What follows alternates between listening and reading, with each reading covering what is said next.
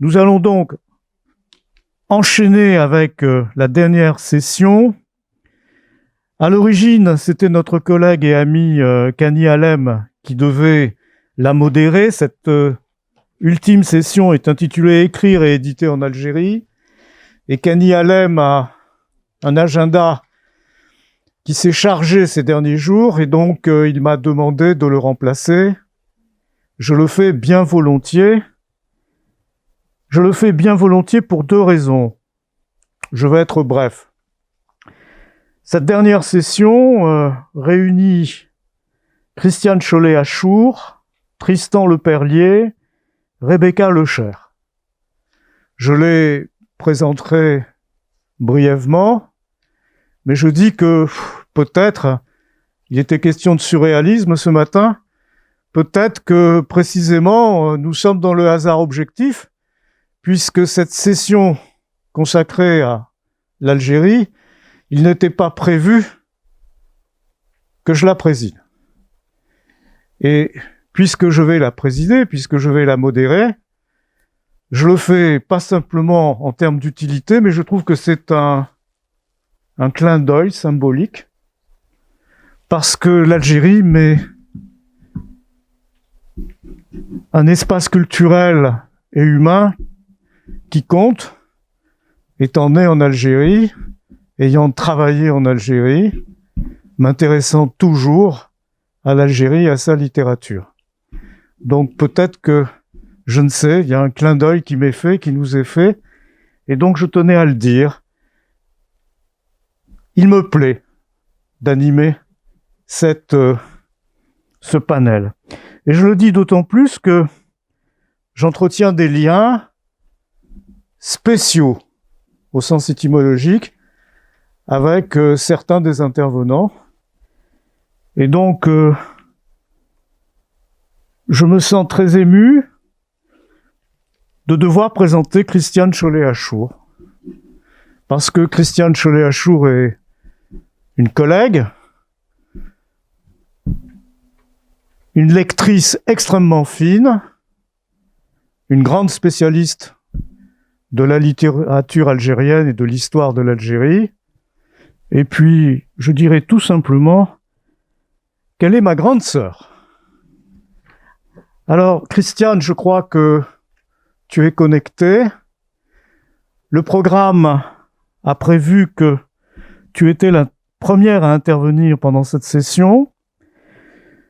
Ton intervention est intitulée « D'un monopole d'État à une diversification éditoriale de la fin des années 1980 à aujourd'hui en Algérie, la littérature gagnante, point d'interrogation ». Je te prie avec beaucoup de respect d'activer ton micro et ta caméra, et tu as une bonne vingtaine de minutes pour nous enseigner et nous informer quant à la situation éditoriale et littéraire de l'Algérie. Merci à toi par avance.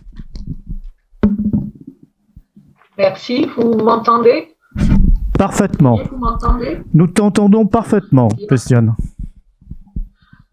Alors, merci Jean-Michel de ta présentation immédiate. Et donc, d'abord, je vais dire que quand j'ai donné ce sujet, j'étais totalement inconsciente. Et donc, ce que je vais vous présenter maintenant ne peut couvrir l'épaisseur de mon intitulé. L'écrit essaiera d'y répondre le mieux possible parce que je pensais glisser comme ça rapidement sur les différentes étapes, mais je crois que la fabrique de la littérature en Algérie dépend vraiment de ces différentes étapes. Mais je ne peux pas, ces différentes étapes éditoriales, je ne peux pas les développer, je veux rester dans mes 20 minutes, et de toute façon, je pense qu'ensuite, avec les écrits, et je vois que pour les collègues qui m'ont précédé, c'est la même chose, on arrivera à approfondir notre réflexion. Alors, le panorama sur lequel j'ai travaillé se présente en 3 grands moments pour l'édition algérienne. Le premier moment, c'est le monopole d'État. Et ce monopole d'État, qui est bien connu de ceux qui s'intéressent à l'Algérie, a été exemplifié par un organisme qui s'appelait la SNED, la Société nationale d'édition et de diffusion. Et cette Société nationale a à la fois favorisé au niveau de la littérature ou des essais de critique littéraire. Elle a favorisé un peu des copains, mais elle a aussi permis, il faut le dire, d'éditer le festival panafricain. Elle a aussi donné les premières œuvres de Rachid Mimouni, d'Assia Djebar, etc. Elle a aussi mis sur le marché des auteurs algériens que on ne connaît pas en France. Yamina Meshakra, Hawa Jabaili, etc. Donc, je pense que c'est ce que je voulais montrer, et je le dirai en conclusion. Elle a été à la fois une entreprise de surveillance, ou ce que certains écrivains comme Aziz Chouaki appelaient le boulevard des incertitudes, mais elle a été aussi, dès l'indépendance ou presque, en congédiant Hachette, un endroit où il y a eu une possibilité de publier de la littérature. Bon, alors, cette société nationale s'est ensuite restructurée, etc. Je passe très vite. Autrement, je ne rentrerai pas. Et on peut dire qu'il y a eu à peu près 30 ans de monopole. Ces 30 ans de monopole, on ne peut pas les effacer même quand le monopole disparaît, parce qu'ils configurent en quelque sorte la manière dont nous envisageons la littérature en Algérie, nous les Algériens. Il n'y a rien à faire, c'est comme ça, on garde le monopole dans la tête.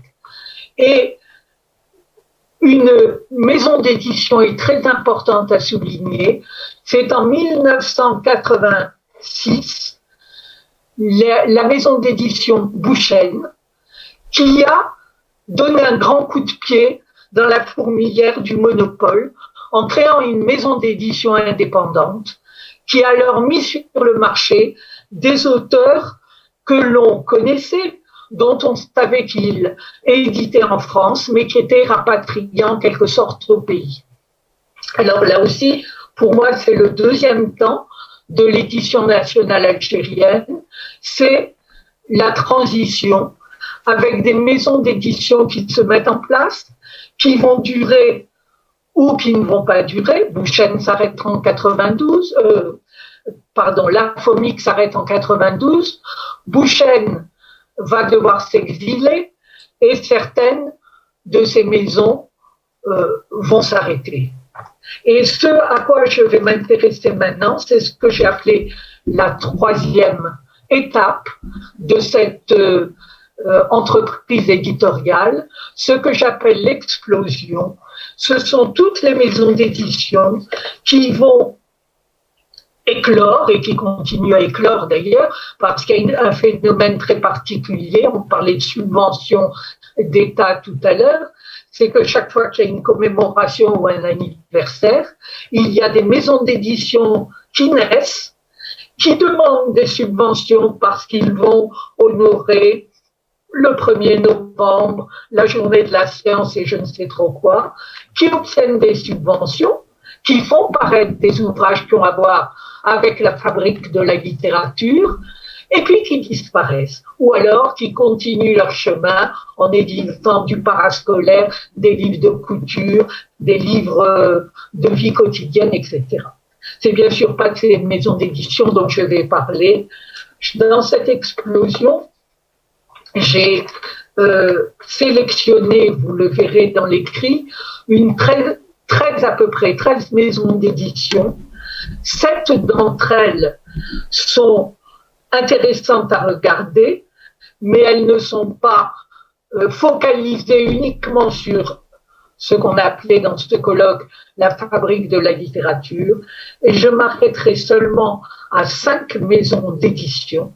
Être aujourd'hui édité dans ces maisons d'édition en Algérie est une reconnaissance. Et pour la vieille dame que je suis, voir ce phénomène que des Algériens intellectuels soient flattés d'être crédités au pays est quelque chose d'éminemment positif. Alors ces 5 maisons d'édition, je les prends par ordre de création. Et la première, que certains d'entre vous connaissent peut-être, c'est en 1995, Casbah Édition, qui a comme directeur et fondateur toujours Smaïn Amizdian. Je vais donner le nom des fondateurs des maisons d'édition, parce que dans celle dont je n'ai pas parlé, il faut reconnaître que dès l'instant que ce fondateur meurt, la maison d'édition disparaît, ce qui est un peu gênant, quoi. Donc là, je donnerai les noms pour qu'on les ait en tête. Alors, Casbah Édition se crée en 95. Son objectif affiché est de donner à la production intellectuelle nationale un véritable rayonnement par le biais de différentes collections et dans notre intérêt, la littérature générale, les essais et témoignages. Alors je mets toujours les essais et témoignages dans la fabrique de la littérature. Pourquoi ? Parce que de par la lutte et de par la guerre de libération nationale, le fait que des témoins et acteurs de cette période écrivent est très important. D'abord parce qu'on est souvent un peu dans les mémoires et l'autofiction, et d'autre part parce qu'ils nourrissent l'imaginaire littéraire. Et aussi parce qu'en regardant de près ces mémoires et témoignages, on se rendrait compte que ce ne sont pas les mêmes qui vont publier à Casbah Édition, ou qui vont publier à Barzac, ou qui vont publier chez Frantz Fanon. Donc ça aussi, c'est intéressant, mais je ne peux pas bien sûr m'y attarder. Les mots d'ordre de Casbah Édition sont modernité, émancipation et promotion du savoir. Et la maison d'édition s'intéresse d'abord aux œuvres algériennes, mais pas seulement, aussi à des œuvres étrangères, ce qui est quelque chose de nouveau alors par rapport au monopole d'État précédent.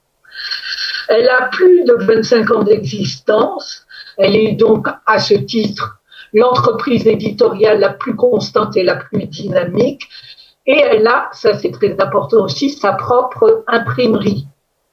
Alors pour le domaine qui nous intéresse, j'ai dénombré, alors toutes ces maisons ont leur site sur Internet, à peu près 418 titres qui concernent la fabrique de la littérature.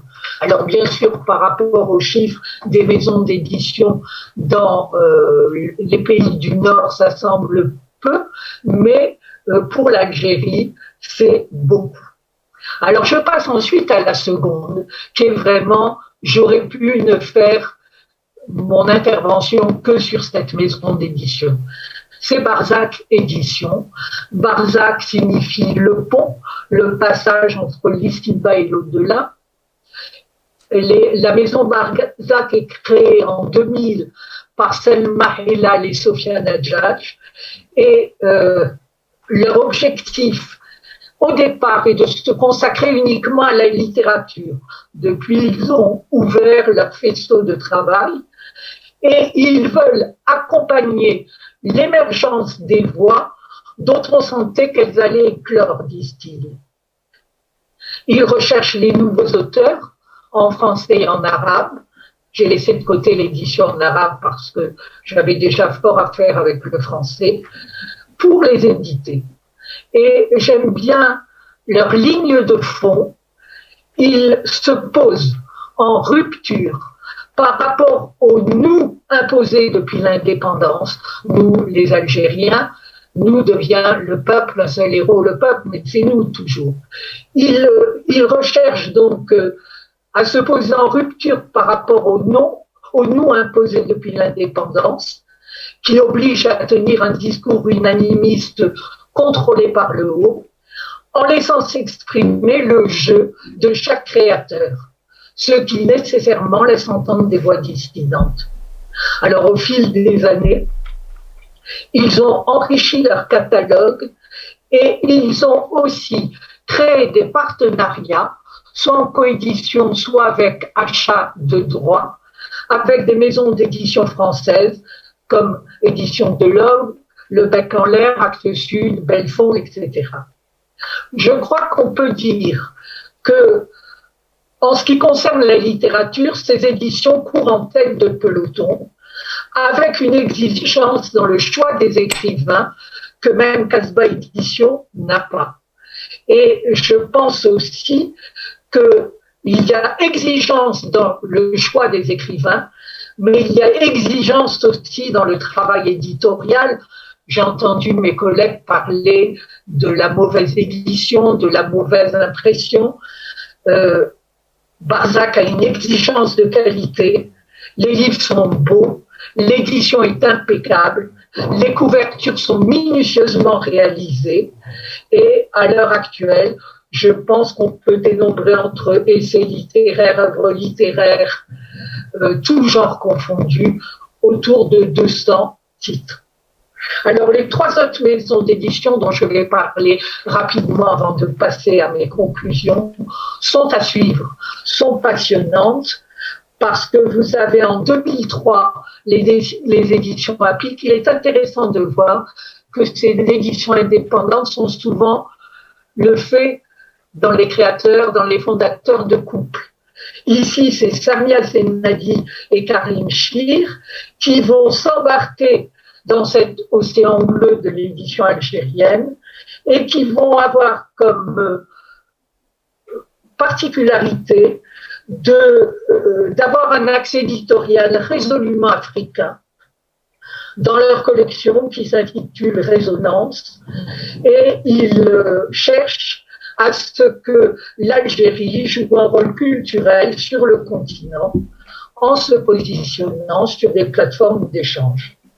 Deuxième édition en 2009, vous voyez qu'on approche des dates d'aujourd'hui, c'est les éditions Coucou.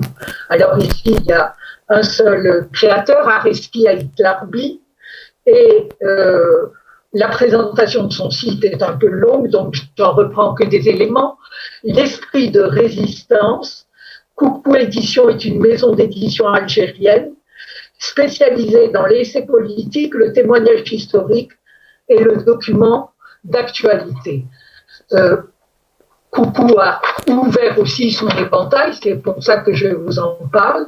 Et je pense aussi qu'ils cherchent toujours à mettre sur le marché ce que j'appelle rapidement des voix dissidentes.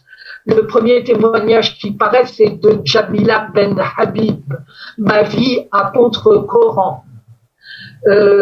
Une biographie qu'écrit Ben Chikou sur l'épouse de Mestali Hadj, Émilie Buscan, la parfumeuse.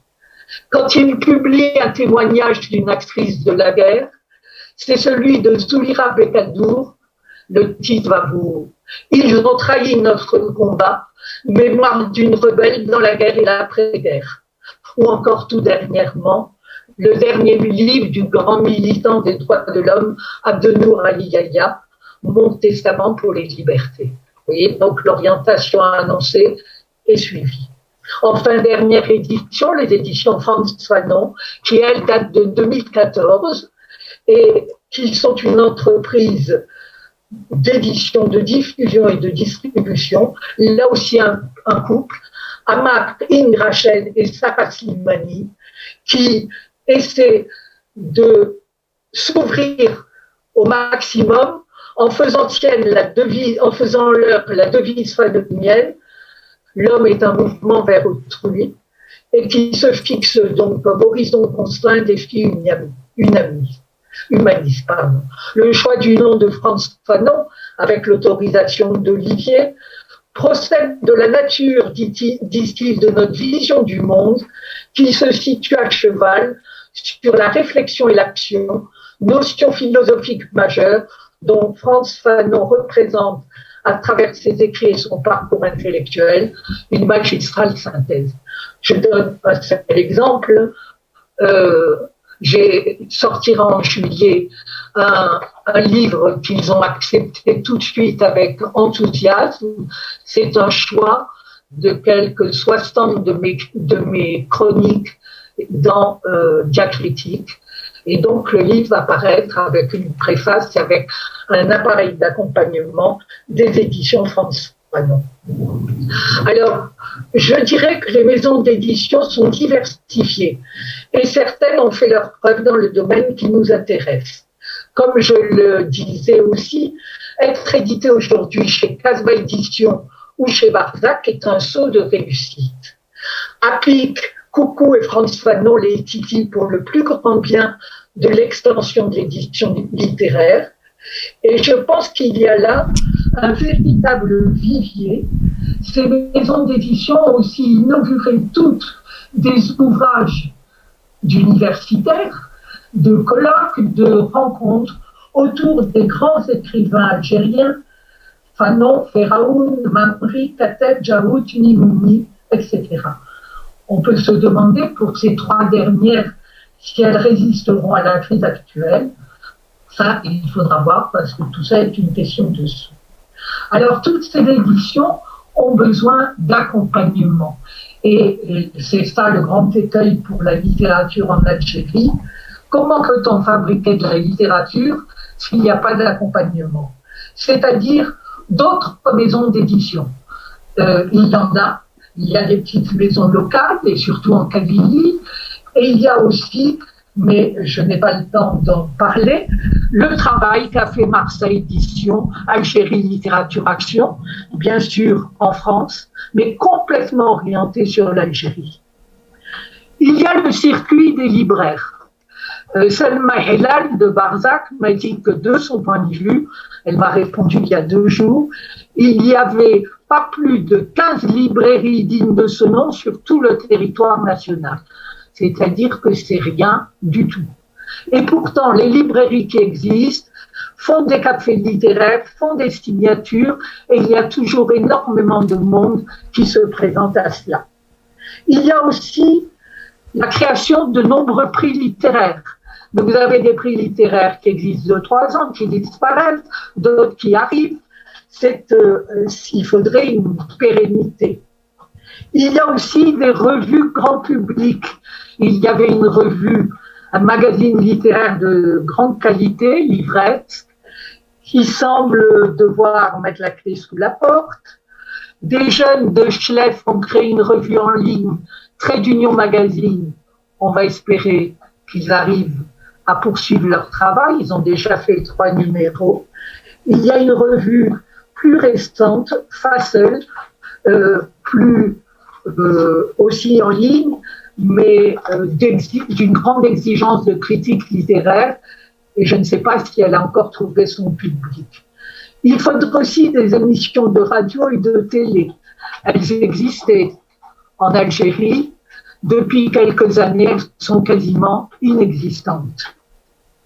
Les journaux algériens, quotidiens ou hebdomadaires, avaient toutes des pages culturelles.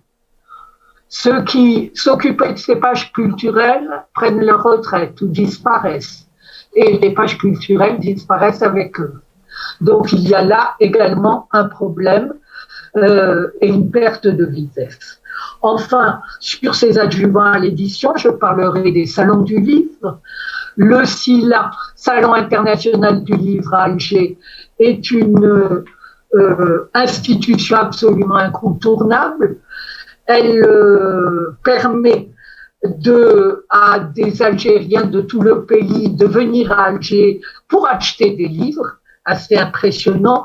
Alors oui, des livres religieux, oui, des livres de vie quotidienne, mais aussi du côté des éditions en langue française, énormément de livres de littérature. Alors le SILA aura-t-il lieu ou pas cette année? Je signale tout de même que le 20 et 22 mai 2021, il y a quelques jours, il y a eu le 7e salon du livre de Boudjima, à côté de Tizi Ouzou, avec 37 maisons d'édition et la participation d'une centaine d'auteurs. Et comme je l'ai dit pour Algérie Littérature Action, il faut signaler le Maghreb des livres, qui était aussi un carrefour, un rendez-vous des éditeurs. Alors j'en viens à ma conclusion tout à fait provisoire.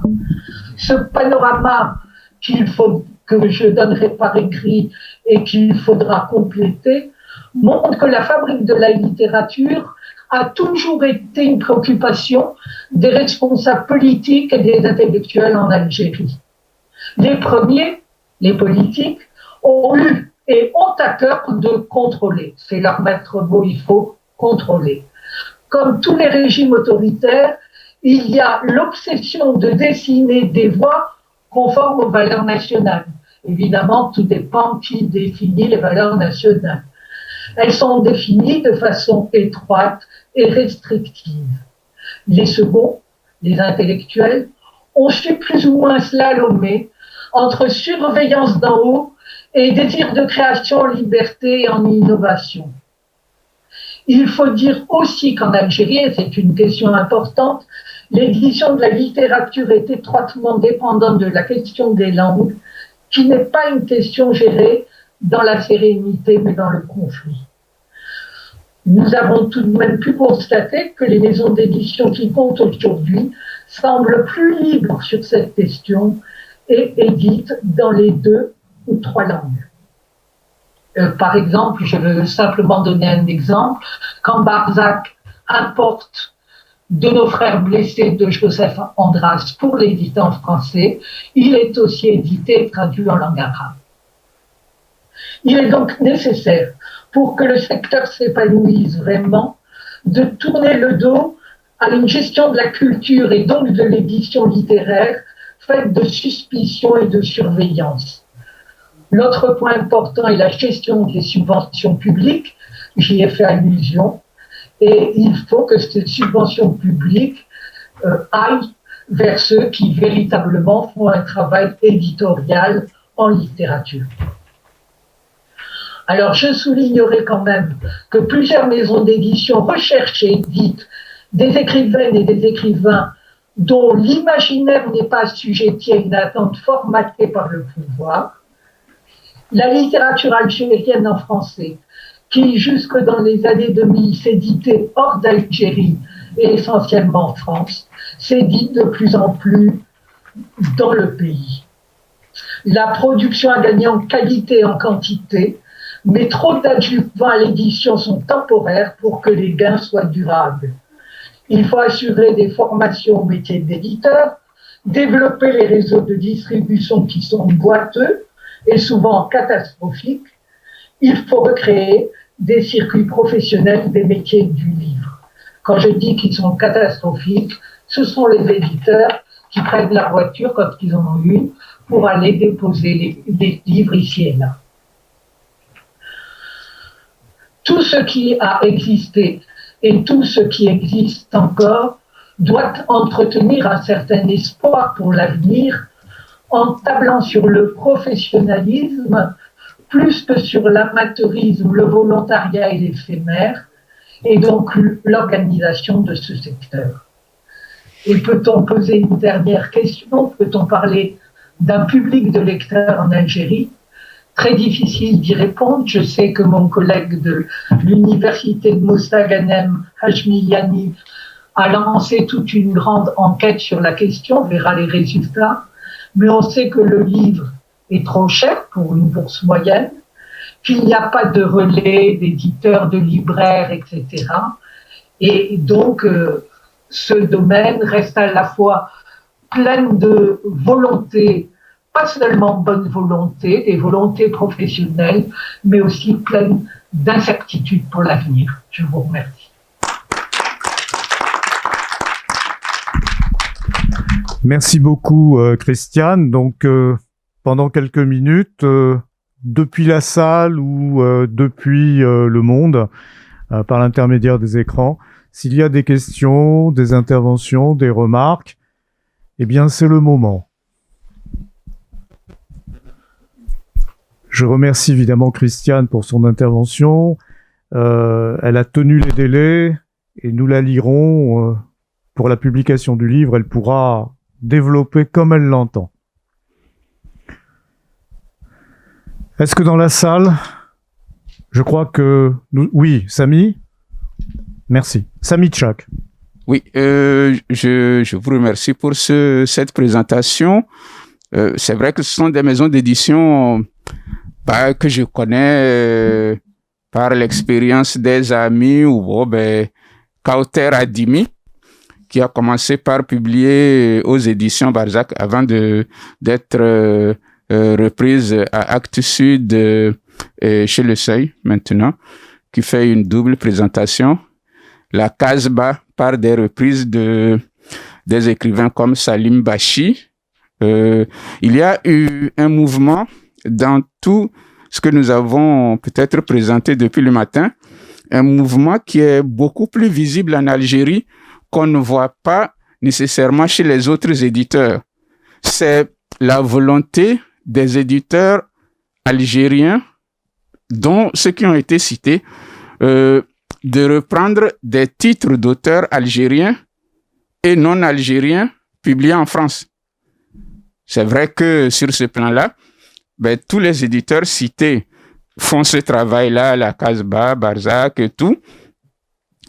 Pour mon cas personnel, APIC est mon éditeur en Algérie. Ils ont repris déjà 2 de mes titres et en ont repris pas mal. Parce que APIC a publié, par exemple, Eugène Ebodé, Kani Alem, Jean-Luc Rarimanan, Waberi, et puis APIC, parfois, essaie de casser les cloisons entre le Maghreb et l'Afrique noire.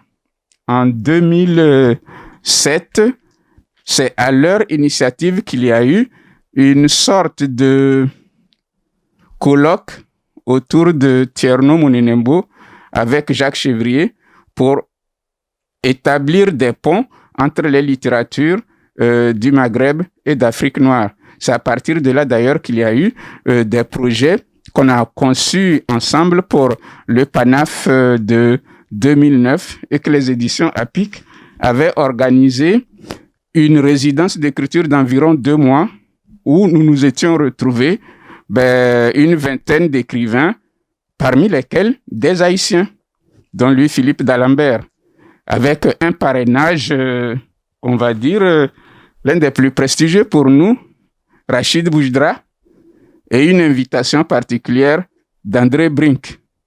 Et tout ça avec le ministère de la Culture, qui avait fait à cette occasion une chose, à ma connaissance, unique dans l'histoire de la promotion des littératures africaines. Le ministère de la Culture algérien avait racheté en France les droits d'environ 300 titres d'auteurs africains, classiques et contemporains. Moi, j'avais eu la chance d'avoir 2 de mes titres achetés dans ce cadre-là pour faire un tirage d'environ 1500 exemplaires par titre. Et au cours du PANAF, les livres étaient empilés pour que le public se serve. C'était gratuit.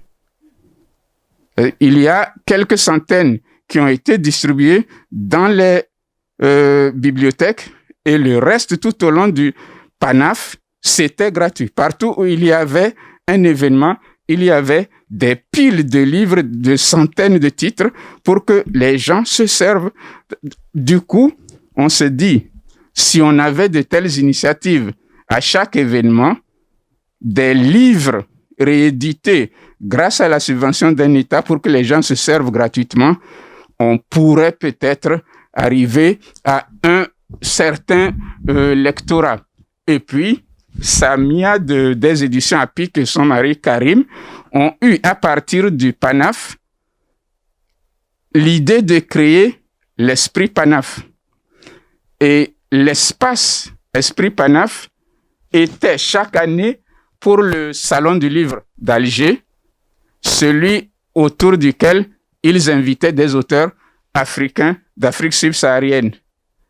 Comme ils l'ont fait aussi pour le FELIV, puisqu'en Algérie, on a 2 grands festivals à Alger, le FELIV qui est le Salon du Livre Jeunesse, mais pour lequel on invite aussi des auteurs adultes, qui écrivent pour les adultes, donc j'ai eu la chance d'y aller, mais ils invitent beaucoup d'auteurs africains. Et ce qui est vraiment intéressant, pour l'exemple de l'Algérie, aurait pu être étendue à d'autres pays africains. Moi, j'aurais souhaité que d'autres pays africains s'inspirent de l'Algérie, faire ce que l'Algérie a fait, le reproduire en publiant autant de titres pour les distribuer gratuitement.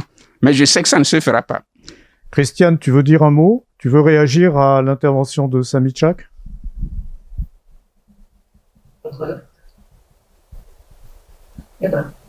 Bon, nous t'entendons. Hein. Je le remercie parce qu'il a pu donner des exemples que moi je n'ai pas pu donner pour rester dans mes temps. Mais c'est vrai qu'il y a tout un travail et c'est à analyser de façon assez subtile parce que quand même celle qui a permis cette gratuité des livres et cet achat dont vous parlez, bon, elle est actuellement en prison. Oui, donc il y a comme ça des problèmes avec nos ministres, avec des responsables divers. Mais c'est vrai qu'il y a eu, je pense d'ailleurs sous l'impulsion de la réédition des œuvres complètes de Frantz Fanon, avec une introduction du président de l'époque, qui était Bouteflika, puisqu'il avait connu jeune homme Frantz Fanon en Tunisie. C'est toujours complexe l'Algérie. Donc il y a eu à la suite de cela tout un retour, je crois, vers l'Afrique qu'avait déjà initié le Festival panafricain en 1968. Donc c'est vrai qu'il y a cela, et oui, j'ai pas dit que toutes ces initiatives éditoriales ont été freinées 2 fois, d'abord par les années noires, et puis maintenant par la pandémie. Il y a beaucoup de maisons d'édition qui vivent pas très bien.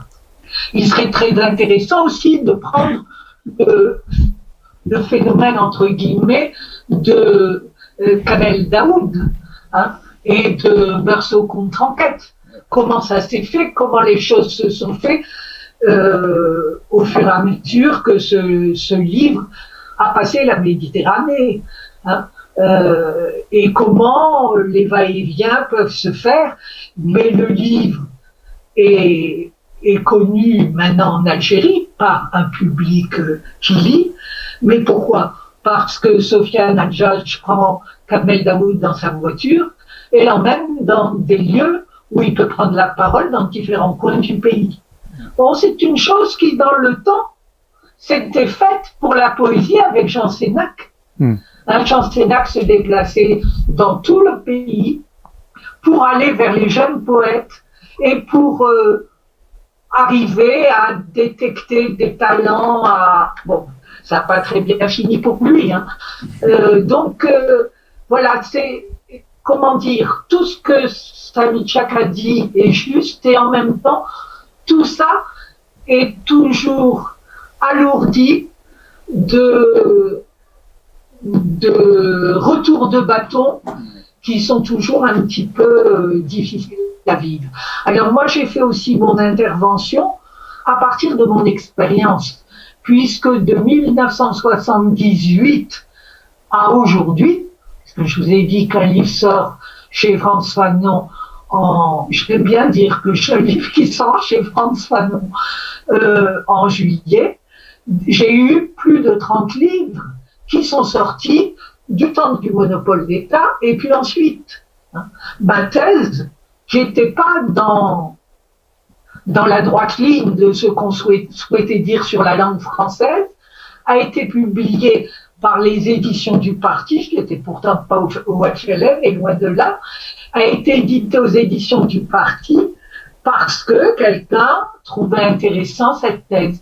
Et ce quelqu'un, c'était pas n'importe qui, c'était Mostafa Lashraf. Dès l'instant qu'il a dit j'écrirai la préface, la thèse est sortie. Mais il faut voir la qualité matérielle de cette thèse. C'est une catastrophe. C'est vraiment une catastrophe. Le papier est moche, la mise en page est moche, tout est moche. Mais la thèse a été publiée, n'a pas été censurée. Il n'y a pas une page qui a été censurée. C'est l'Algérie des contradictions. Et puis, si tu me permets, elle est très bien, ta thèse, si tu veux. Non, bon. Elle est horrible sur le plan matériel. Oui, non, mais évidemment. Écoute, Christiane, si tu veux bien, au nom de l'assistance, des présents, et au nom de ceux qui sont à distance, je te remercie beaucoup. J'ai un rôle très ingrat depuis ce matin, c'est de veiller à l'horloge. Hein. Donc, je te remercie vivement et si tu m'y autorises, nous allons continuer nos travaux et nos débats avec l'intervention de Tristan Leperlier, qui est là, que je vois. Je me permets juste une chose. Tristan Leperlier, je l'ai rencontré à l'École normale supérieure hein, lors d'un colloque que je co-organisais avec ma collègue et amie Isabelle Grell. Et c'est à cette occasion que Tristan et moi avons fait connaissance. Et depuis, de temps en temps, on s'écrit. Et évidemment, la relation intellectuelle avec Tristan Leperlier m'intéresse énormément parce qu'il est notamment, mais je ne veux pas l'enfermer dans le rôle de l'auteur d'un seul livre, il est notamment l'auteur d'un livre, Les écrivains et la décennie noire, publié aux éditions du CNRS, qui me paraît être un livre qui, moi, m'a passionné et que j'utilise quand je m'intéresse à la littérature et à la situation en Algérie. Mais je ne veux pas enfermer Tristan Leperlier dans ce rôle, cette fonction, cette image de l'auteur d'un seul livre. Il est chargé de recherche au CNRS, et donc je suis persuadé que dans les années à venir et dans les décennies à venir, ce sera une voix et une pensée qui vont compter. Donc pour moi, il était important aujourd'hui qu'il puisse participer à cette journée parce qu'il y a à la fois des collègues chevronnés, il y a des aînés, mais il y a aussi la relève qui intervient. Voilà ce que je voulais dire à propos de Tristan. J'espère ne pas l'avoir embarrassé par mes propos et je le prie de bien vouloir brancher son micro et sa caméra pour une vingtaine de minutes. Merci Tristan par avance. Vous m'entendez ? Oui, parfait. Nous vous entendons parfaitement. D'accord. Merci beaucoup pour cette présentation. Moi, je suis ravi de participer à cette journée d'études et passer derrière Christiane Achour. J'en suis ravi, d'autant plus que ma communication va parfaitement prendre le relais de la sienne. Je vais partager un PowerPoint. Alors, par ailleurs, mon écran principal est ici, donc je bouge la tête. Voilà. On va voir si ça marche. Pendant que vous l'installez, je dis une plaisanterie à 2 balles. Il faut bouger la tête devant les écrans parce qu'autrement, vous risquez d'avoir, comme moi, une boursite. C'est le résultat de la pandémie et du travail pendant des heures et des heures quotidiennement devant l'écran. Là, depuis 2 mois, je souffre terriblement. Je vais même chez le kiné.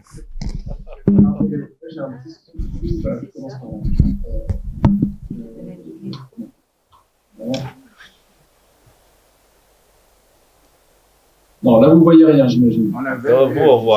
Nous vous voyons, Tristan, mais le PowerPoint, non. Voilà, je sais toujours dans quel sens il faut faire. Alors, je commence par là.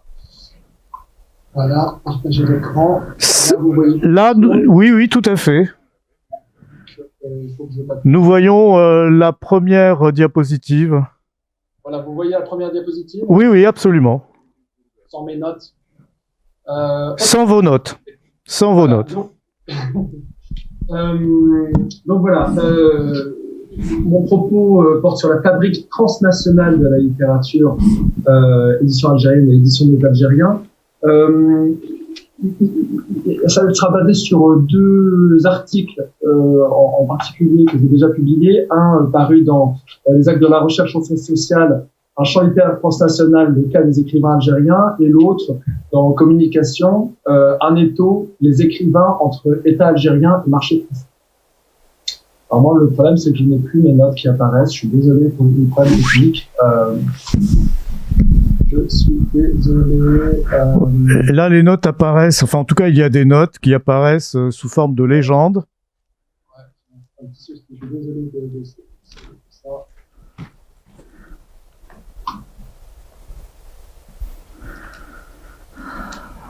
Nous sommes toujours à la première diapositive. Alors voilà.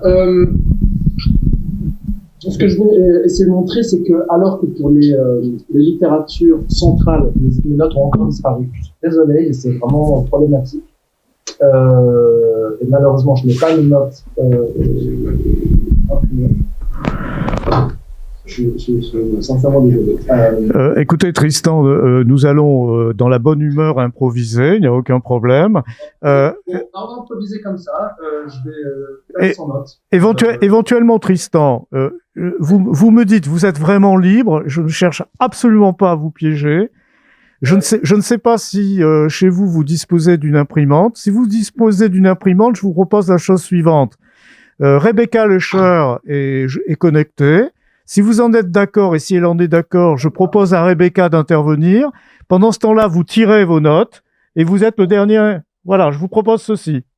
C'est parfait, je suis désolé de... C'est parfait. Rebecca, tu m'entends, Rebecca? Oui. Tu es d'accord avec cette proposition? Pas de souci, oui. Bon, je te remercie 1000 fois. Alors, Tristan, faites en sorte de récupérer vos notes. Et voilà, merci. Rebecca, je vais faire vite. Comment dire, je vais faire vite et je vais être dans la sobriété. Oui, tu ris, alors tu m'aides. Bon, j'ai beaucoup d'émotions à te présenter parce que, comment dire, tu n'as pas besoin de moi et je m'en réjouis. Tu vas rejoindre cette année très vite les États-Unis, ton pays, pour rejoindre un poste. Et je suis vraiment très heureux que tu puisses enseigner et être la collègue titulaire. Voilà, tu le mérites vraiment. Et je me permets de dire que j'ai beaucoup d'émotions parce que tu as été il y a très longtemps mon étudiante. Voilà, avec un très beau travail consacré à Annie Ernaux. Bon, alors maintenant, je me tais. Les 15 secondes d'émotion sont terminées. Et je te donne la parole, Rebecca, pour une intervention intitulée « Regard croisé sur un récit féminin, enjeu de la réédition outre-méditerranéenne de « Au commencement était la mer » de Maïssa B. Tu as 20 minutes à peu près. Merci beaucoup, Jean-Michel. Moi aussi, je dois partager l'écran. Normalement, ça va fonctionner. Ben, vous le faites exprès, hein, les jeunes le font exprès. Normalement, ça marche. Hein. T'as mis la pression quand tout le monde te regarde aussi. Non, pourquoi ça marche pas?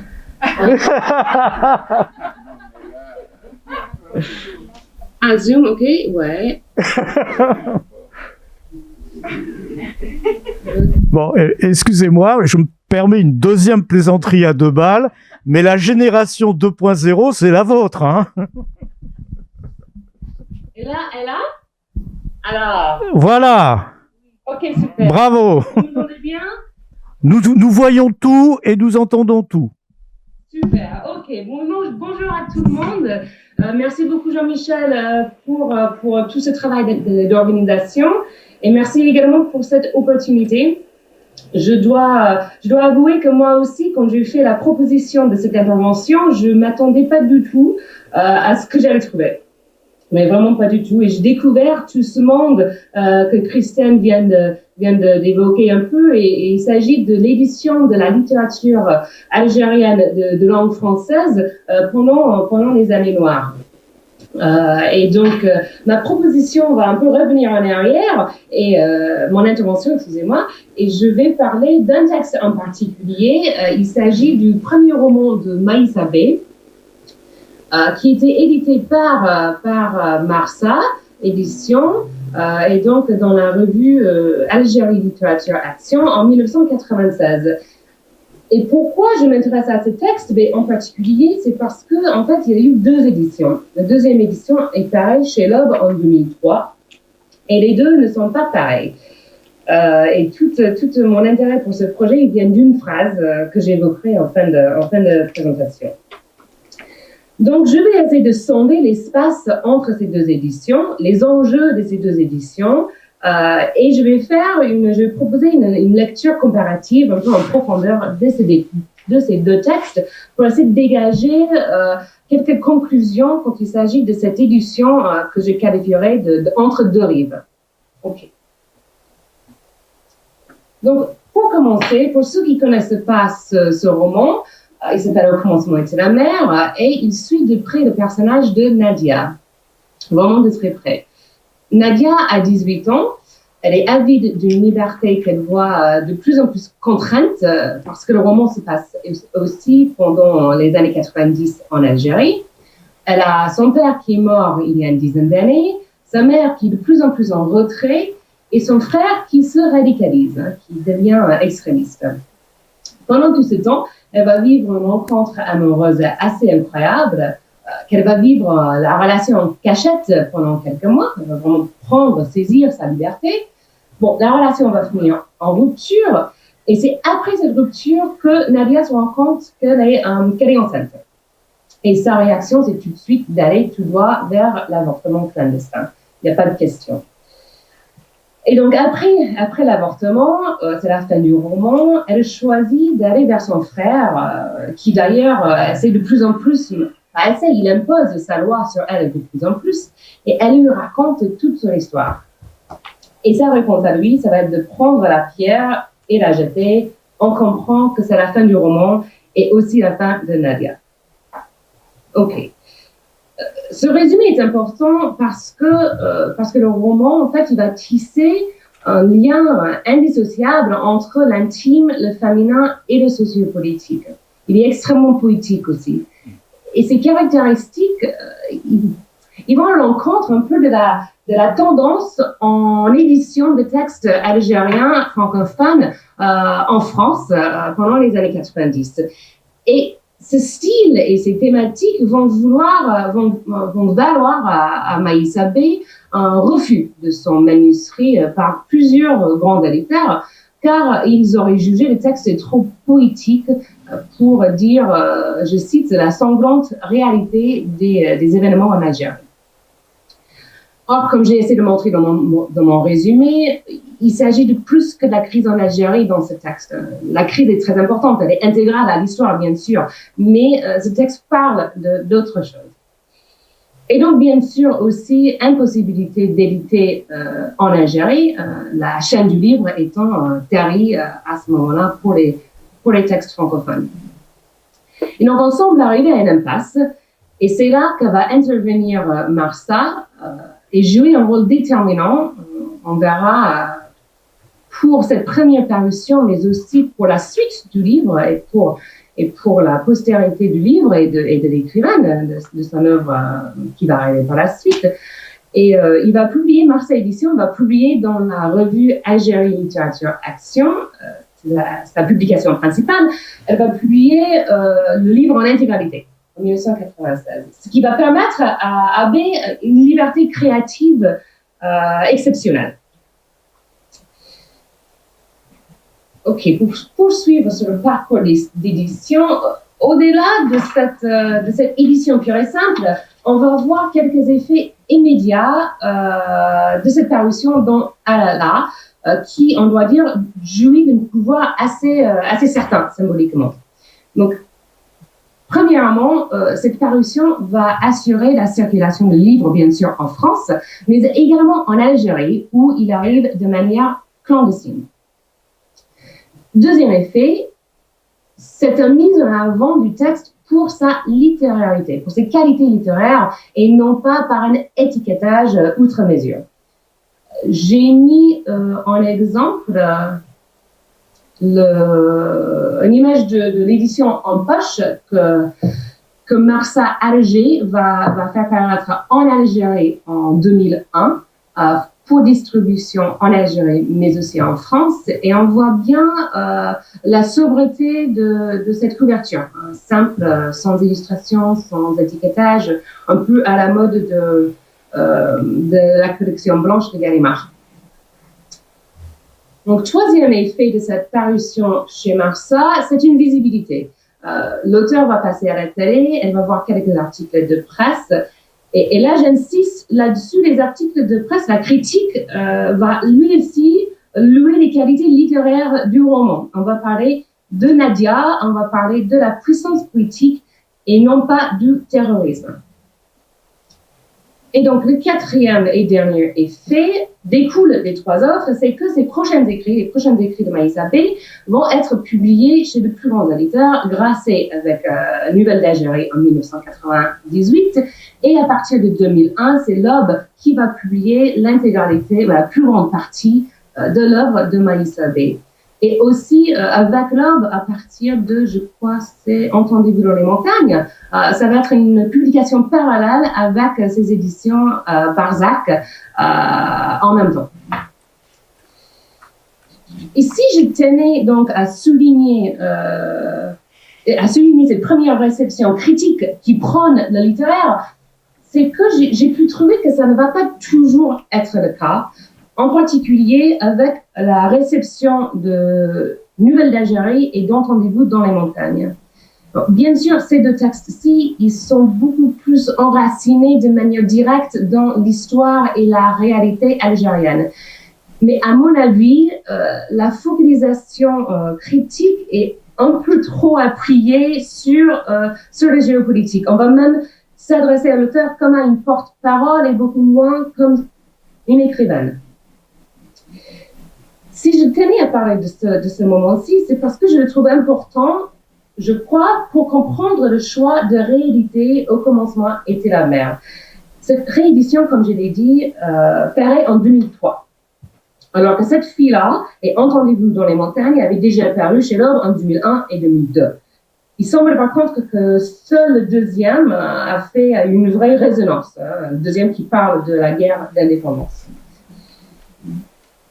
L'œuvre véritable de B reste à venir. Je vais passer à l'autre. Ouais. L'œuvre véritable de B reste à venir. Mais nous, avec la postérité, on peut voir que cette œuvre va se construire autour des expériences de femmes, des expériences diverses de femmes qui se battent pour se frayer un chemin.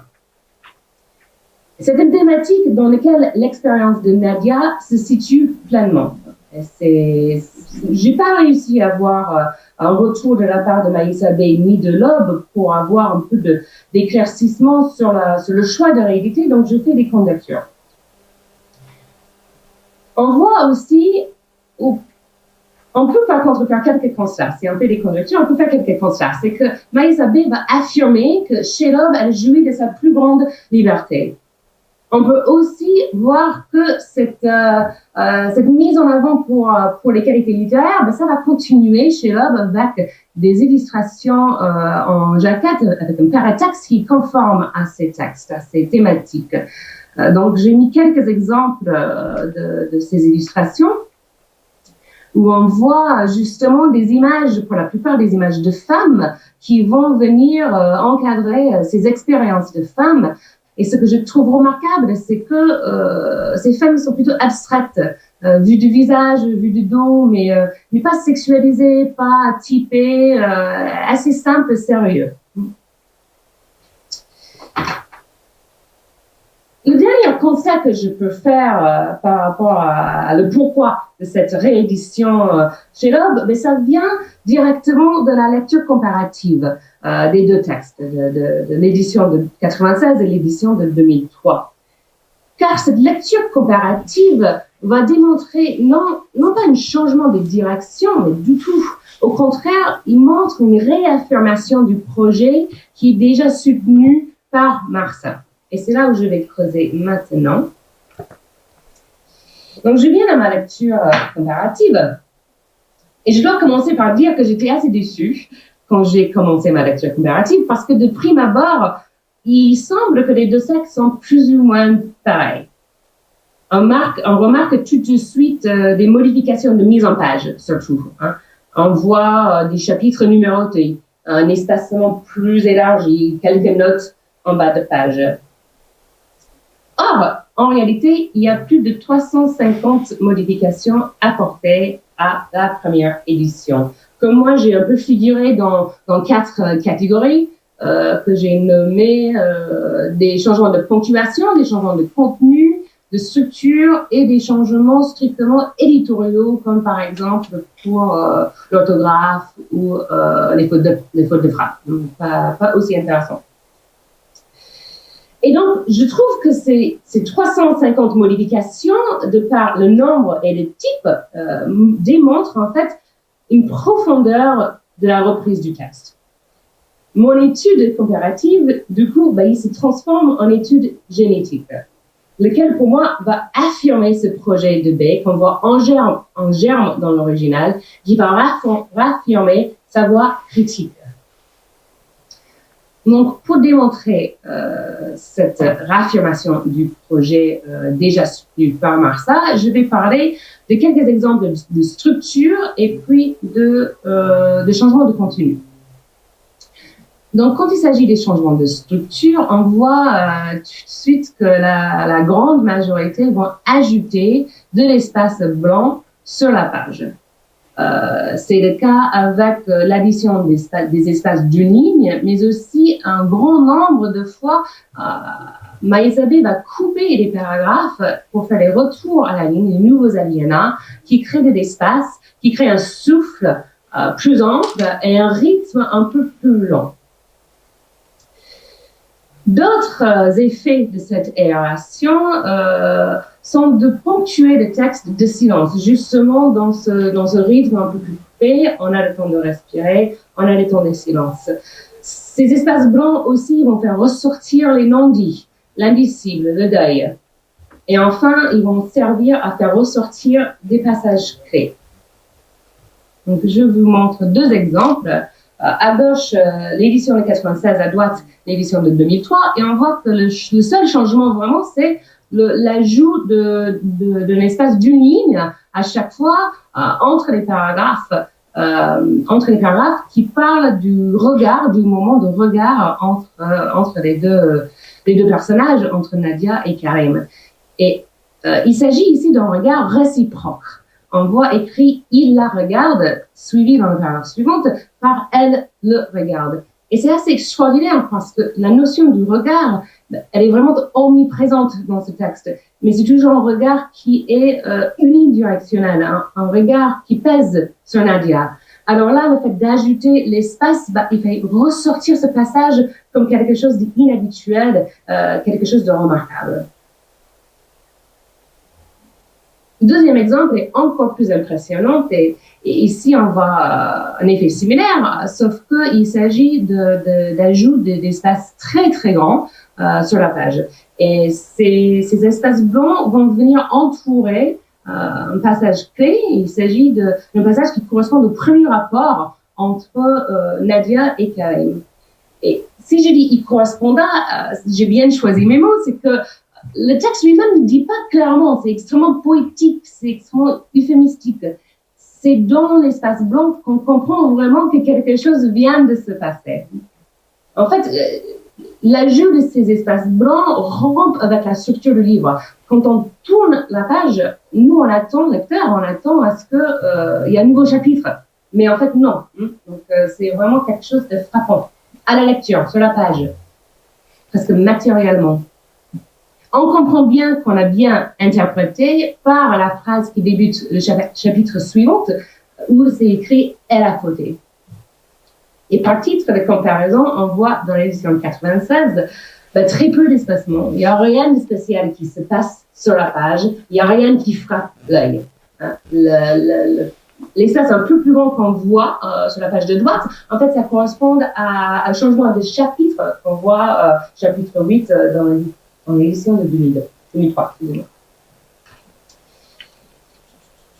Au final, ces modifications vont venir couper la conscience de Nadia. La conscience de Nadia qui est comme un fil conducteur, moteur de la narration. En créant un espace blanc, on a des moments de pause qui laissent aussi un espace pour une voix distincte, plus critique, de se former. Parce qu'on est moins encombré par l'immédiat, on est moins encombré par le poids de ce flux qui ne s'arrête pas. Donc, pour venir à le deuxième exemple de changement, il s'agit des changements de contenu. Et ceux-ci vont venir exploiter l'espace blanc créé dans les changements de structure. Parmi ce type de modifications, j'en distingue quelques sous-catégories. Il y a des précisions qui ajoutent de la clarté, il y a des ajouts qui vont jouer plus sur le stylistique. Et enfin, ils vont avoir des précisions qui créent, encore une fois, cette voie critique sur laquelle j'insiste.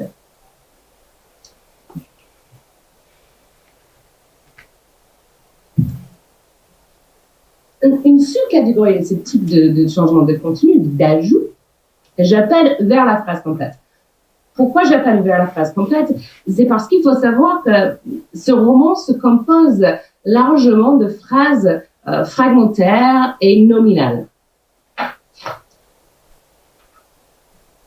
C'est en fait ces phrases fragmentaires, nominales, qui rendent la conscience de Nadia, parce que nous avons l'impression de vivre la scène avec elle. Il n'y a pas de recul. C'est ce que Claire Etcheverry va appeler l'écriture dépouillée de Maïssa Bey dans ce texte, qui va traduire presque sa conscience, ce qu'elle voit, ce qu'elle ressent, ce qu'elle pense. Il faut savoir que le livre est quand même écrit à la troisième personne du singulier, donc c'est un effet assez extraordinaire. Or, un très bon nombre de ces phrases vont être reprises lors de la réédition et vont tendre maintenant vers la phrase complète. Je cite juste un exemple, je ne sais pas du tout où je suis dans le temps, je pense que je parle très vite. L'édition de 96, c'est écrit « Leur jeu, leur geste, leur rire comme un défi, une insolence ». L'édition de 2003 va juste ajouter un verbe, tout simplement, le verbe « raisonner ». Leur jeu, leur geste, leur rire résonnent comme un défi, une insolence. Alors, l'ajout d'un simple verbe fait un effet assez frappant. Il nous sort de la scène, il nous fait un recul, une capacité de mesurer ce qu'on voit. Et encore une fois, ces ajouts vers la phrase complète va créer un recul qui crée une voix distincte de celle de Nadia. Pour venir aux modifications de contenu, ceci constitue la plus grande part de modifications apportées au texte. Et les précisions encore la plus grande partie des modifications de contenu. Parmi ceux-là, plus de la moitié vont venir appuyer des enjeux sociopolitiques, idéologiques qui sont dans le texte. Ils vont faire ressortir. Je donne un exemple que j'ai tiré du premier chapitre du texte. Tous les textes que j'ai soulignés, c'est des ajouts. Ils ne sont pas là dans l'original. Je lis. Plein de tristesse et de lassitude, elle ferme les yeux. Au nom de quelle loi absurde, incompréhensible, doit-elle toujours renoncer à dire, à faire, avoir toujours à l'esprit ce qui se fait, ce qui ne se fait pas, obéir à ceux qui veulent régir sa vie, son frère, sa mère et tous les autres, vivre sous les regards qui jugent, qui jaugent, qui agressent, qui condamnent, des blessures incessantes qui lui donnent parfois l'envie de se battre, mais la laissent surtout meurtrie et vulnérable. Donc, le texte que j'ai souligné ne figure pas dans l'édition originale, à l'exception de la première phrase. C'est pour ça que c'est pas en rouge. À l'exception de la première phrase, là, il s'agit juste d'un changement d'ordre des mots, un peu une reformulation de la phrase, qui a un effet stylistique, plus qu'autre chose. Les quatre suivants, surtout les quatre suivants sont des additions qui ne sont pas du tout là dans le premier texte. Donc, il faut imaginer le texte un peu plus épuré, un peu plus dépouillé, comme elle dit Claire Etcheverry. Parmi ces quatre, les trois derniers vont venir appuyer, faire ressortir le côté autoritaire du monde dans lequel Nadia vit. C'est un contexte, un sentiment qu'on peut réussir à avoir dans la première édition, mais que ces ajouts vont vraiment faire ressortir. Et je trouve l'effet assez paradoxal, parce que ces ajouts, ils créent un recul, parce qu'ils arrivent à juger, à mesurer ce qui se passe dans la scène, alors que sans ces verbes, on est vraiment en plein dedans.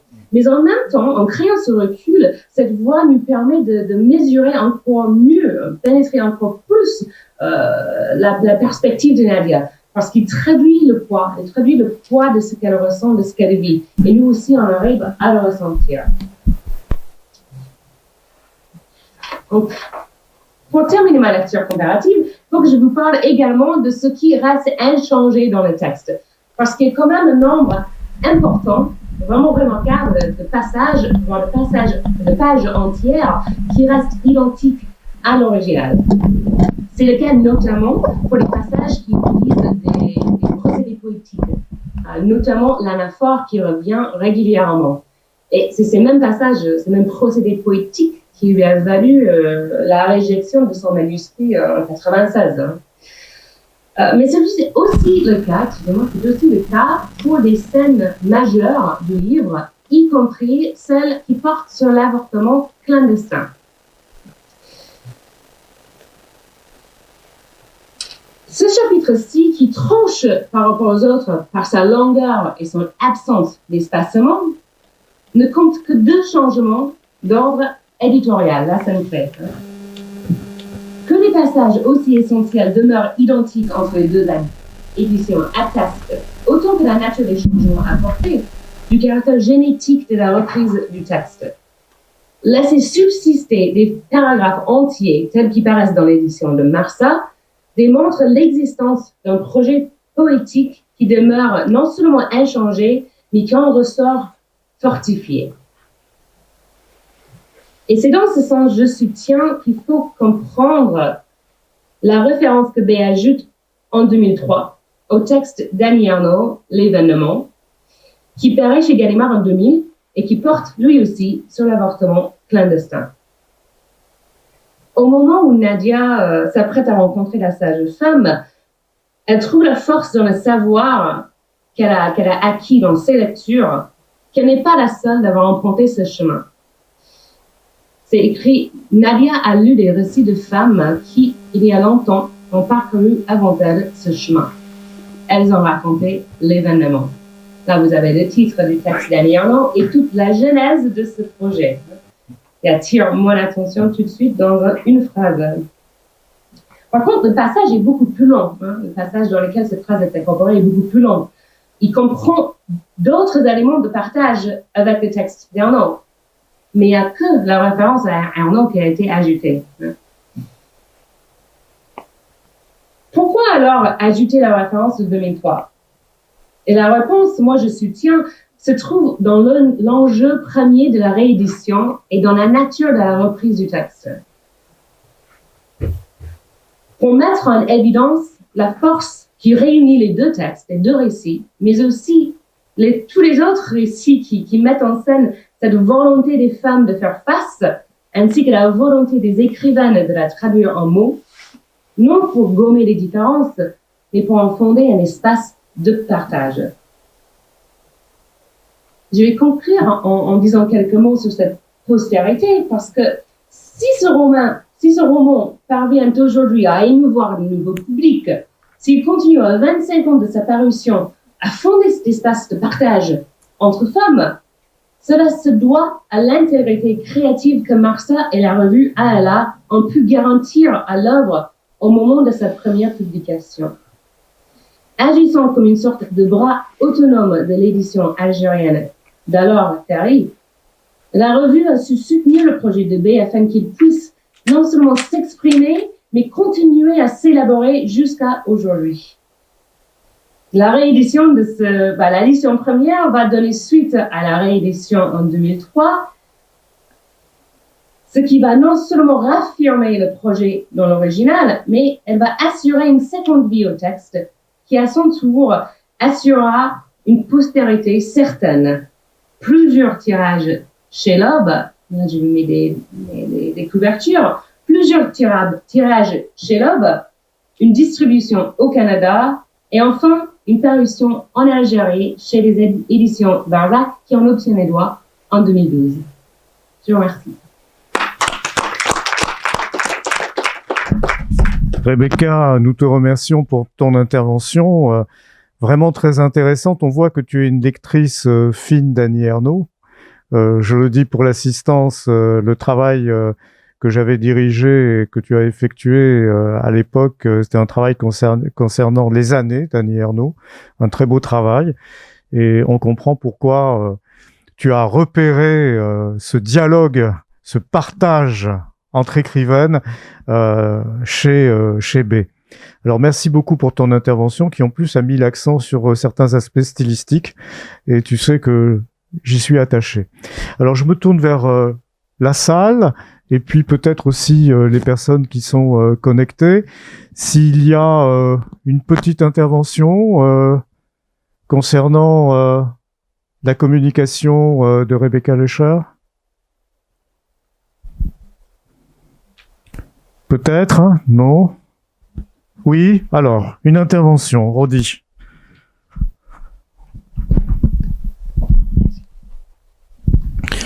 Bonjour madame, merci pour votre travail.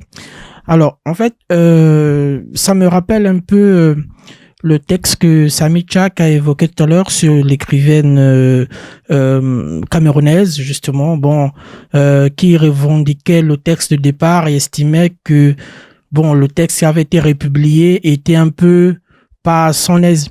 Lorsque vous mettez en parallèle ces deux textes-là, quel est le texte pour vous qui vous semble le plus poignant pour vous personnellement entre les deux? Est-ce que c'est le premier ou le second? C'est certainement le second. Le second a tous vers le premier, mais plus clair. Il dit la même chose, mais de manière plus claire, de manière plus éclatante. C'est ça qui m'avait plus frappé. C'était vraiment un travail génétique pour moi. Rebecca, tu préfères le second texte? C'est bien ça? Enfin, je préfère. Oui. Bon. J'aime beaucoup l'espacement, j'aime beaucoup la mise en page. Je pense qu'il y a beaucoup qui jouent dans la mise en page, dans un texte aussi. Et la page qui parle, c'est pas uniquement les mots, ça dit les silences aussi. Je comprends. Il y a Sami Tchak qui veut dire quelque chose. Je me permets, mais c'est juste un point de vue de lecteur. Dans ce que tu nous as montré, dans les modifications, c'est passionnant. Hein, ça, vraiment, ça m'intéresse beaucoup. Mais dans ce que tu nous as montré, il y a une reprise avec une virgule qui, moi, me gêne. Mais c'est-à-dire qu'en tant qu'éditeur, je dis ça parce que dans mes textes, je maltraite la ponctuation, mais c'est délibéré. Mais là, je trouve que dans l'ajout, la ponctuation, voilà. Mais enfin, c'est un point de vue de lecteur, c'est tout. Sami. Je l'ai pas dit, mais il y a plus de 70 changements de virgule. Ah, tu vois. Les virgules, c'est important. Qu'on les mette ou qu'on les enlève. Et Sami, je t'en prie. Moi, j'ai une question à poser parce que je crois que j'ai dû rater quelque chose. On parle d'un texte qui a été édité et qui est réédité. Il me semble qu'il y a une précision qui n'a pas été donnée. Enfin, je n'ai peut-être pas bien suivi, j'étais peut-être... Parce que les ajouts sont-ils le travail de l'éditeur ou de l'auteur? Je le dis parce que Maïssa B, moi je connais Maïssa B très bien, et j'imagine mal Maïssa B, quand on la connaît, avec sa personnalité. Maïssa B, qui est quand même une enseignante, c'est-à-dire exigeante, qu'un éditeur ose écrire ce qui a été écrit. Donc, la question aurait été, est-ce que c'est elle-même, parce que je ne vois pas un auteur, il n'y en a pas un, qui rééditerait son livre de façon identique. Dès qu'il y a une occasion de réédition, nous avons tendance à écrire quelque chose. Parce qu'en lisant, il y a quand même une insatisfaction, on le remarque. Donc, je partirai de l'idée que ce travail a été fait par Maïssa B elle-même. Il faut la connaître quand même pour savoir qu'elle n'est pas... il y a des auteurs, ils arrivent, ils sont jeunes. Maïssa B est arrivée à l'écriture à un certain âge et une enseignante, d'une exigence et d'une personnalité quand même forte qu'il faut approcher pour savoir qu'il n'y a pas une personne au monde qui oserait mettre dans les livres de Maïssa B des changements aussi importants, parce qu'ils sont importants. Et moi, j'ai lu les deux versions. J'ai tous les livres de Maïssa B, je les ai lus, certains. On en a même parlé le tout dernier chez l'Aube. On était à Alger, on discutait, elle me parlait du titre et tout, que l'éditeur voulait changer. Même le changement du titre par l'éditeur, elle a refusé. Donc, je vois mal comment... Donc, vous n'avez pas cette information, parce que pour moi, c'est là que la recherche aurait eu, à mon avis, une autre signification. Si l'éditeur c'était l'éditeur qui fait ces ajouts-là pour le goût d'un public, ou si c'est l'auteur qui, en relisant son texte, estime qu'en ajoutant ça, le texte devient plus intéressant, ou s'il le fait en tenant compte aussi de la réception du nouveau public. Parce que LC2, en publiant à Paris, on s'adresse à un public. À partir du moment où on n'a pas cette information, on ne peut pas juger de la signification profonde des changements de cette deuxième édition. Rebecca, un dernier mot peut-être en réagissant à ce que dit Samy. C'est exactement les questions que je me posais au départ. Quelles étaient les motivations pour ces changements avant de même savoir quels étaient les changements, avant de vraiment avoir fait la lecture. La nature des changements m'ont fait pencher vers, oui, un travail de l'auteur. Malheureusement, j'ai pas pu avoir de retour ni de l'un ni de l'autre. Mais oui, c'est très intéressant. Je sais plus ce que je crois, Rebecca, tu m'as écrit, tu as essayé de les joindre, hein, tu leur as envoyé des emails. Hein. Oui, peut-être que ça viendra. Non, mais j'ai cru comprendre aussi dans les entretiens que j'ai pu lire, j'ai cru discerner cette volonté assez forte de ne pas faire de concessions. Donc, oui. Ça me rassure ce que vous dites. Bon. Peut-être, tu sais, je ne suis pas le maître du temps, mais j'ai un œil sur l'horloge. Si tu en es d'accord, je vais au nom de l'assistance te remercier infiniment et je vais me retourner vers Tristan Le Perlier pour lui demander s'il maîtrise la technique. Je le dis sans ironie aucune, je me moque absolument pas de Tristan, mais est-ce que Tristan est prêt? Comment? Non. Juste de l'humour, pas de l'ironie, juste de l'humour. Bon, je crois que vous êtes prêts, Tristan. On va dire. Merci beaucoup et merci à Rebecca, c'était vraiment très intéressant cet exposé. Le mien aura aussi des échos avec ce qui vient d'être dit. Donc, je réessaye le partage d'écran.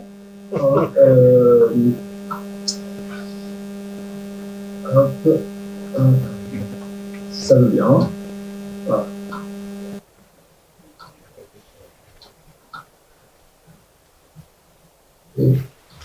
Cela marche, hein. On voit la première diapositive et sur le côté gauche, les autres. Est-ce que là, c'est bon? Oui, la première diapositive est en plein écran. Parfait. Et en plus, j'ai mes notes. Donc, non, je les ai plus, mais c'est pas grave, c'est un... Voilà, donc écoutez, ce que je voulais... ce sur quoi je voulais communiquer aujourd'hui, c'est sur cette idée de fabrique transnationale de la littérature, puisque pour les littératures centrales, françaises, américaines, allemandes, littérature nationale et édition nationale se recoupent en grande partie, mais ce n'est pas le cas des littératures, on peut dire périphériques, postcoloniales en particulier. Dans ce cas, à mon sens, on ne peut comprendre pleinement le rôle d'une édition nationale, c'est-à-dire délimitée par les frontières juridiques fixées par un État, si on ne la replace pas dans un environnement transnational. C'est à ce niveau, en effet, qu'existent ces littératures périphériques. Ainsi, pour la littérature algérienne, elle n'est publiée que majoritairement sur le territoire algérien. Et l'opposition entre le pôle national et le pôle international du champ littéraire algérien articule un certain nombre de contraintes et de valeurs différentes. Alors, je montrerai ça dans un premier temps en opposant d'une part l'édition algérienne et l'édition des Algériens, qui m'amènera à présenter le champ littéraire algérien qui est à la fois uni, hiérarchisé et surtout polarisé suivant cette opposition entre pôle national et pôle international. Et donc chacun des pôles ayant ses propres contraintes, disons, qu'il impose à la littérature. Donc, ce sera ma troisième partie. Donc, l'édition algérienne, édition des Algériens. Alors, cette première partie est basée avant tout sur des statistiques, une base de données bibliographique de 2000 ouvrages entre 1988 et 2004 que j'ai constituée au cours de ma thèse. Alors, comme vous le voyez ici. Donc j'ai retiré les séries peu significatives pour la période. Vous voyez que quelque chose de très important, c'est que l'édition des Algériens se passe en grande partie en France. Bon, ça, on l'a déjà dit, hein, donc je l'objective ici à travers des statistiques. Donc, entre un tiers en temps normal et 2 tiers pendant la période de crise politique des années 90, des publications algériennes se passent en France. Même on peut remarquer au tournant, je ne sais pas si vous voyez mon petit... Si, on voit voilà. Le signer, on le voit. Voilà, autour de 1994-95, les courbes qui s'éloignent très symétriquement entre les publications en français en Algérie et les publications en français en France. Et comme un système de vase communicant, et c'est très exactement le cas à ce moment-là, puisque c'est avant tout l'Harmattan qui profite entre guillemets, qui profite des difficultés économiques et bien sûr politiques de l'édition en Algérie.